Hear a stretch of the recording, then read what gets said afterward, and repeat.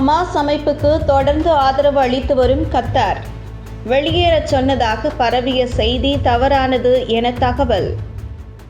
Hamas அமைப்பின் தலைவர்களை தங்களது நாட்டிலிருந்து கத்தார் வெளியேறச் சொன்னதாக பரவிய செய்தி தவறானது என லெபனான் ஊடகமான அல் மயாதின் தொலைக்காட்சி தெரிவித்துள்ளது. இதுகுறித்து ஹமாஸின் உயர்மட்ட தலைவர்கள் தங்களுக்கு தெரிவித்த தகவல்களை அந்த ஊடகம் வெளியிட்டுள்ளது.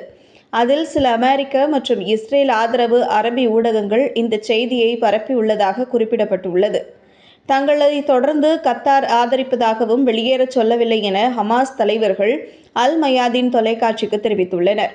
ஹமாஸுக்கு அழுத்தத்தை ஏற்படுத்தி அதன் நிபந்தனைகளிலிருந்து பின்வாங்கச் செய்வதற்காக இந்த பொய்ச் செய்தி பரப்பிவிடப்பட்டதாக தெரிவிக்கப்பட்டுள்ளது.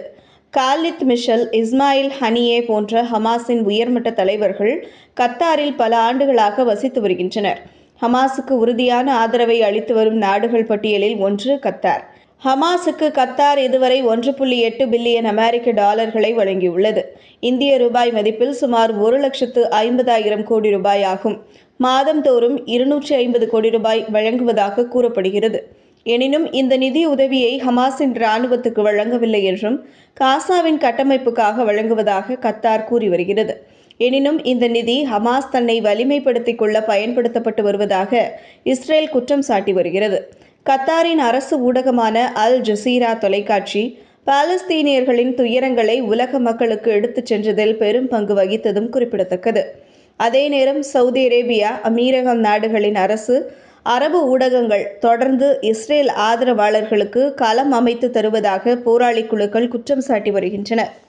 இந்த வீடியோவை உங்களுக்கு வழங்கியவர்கள் ஆலியா ஆன்லைன் ஸ்டோர் சென்னை.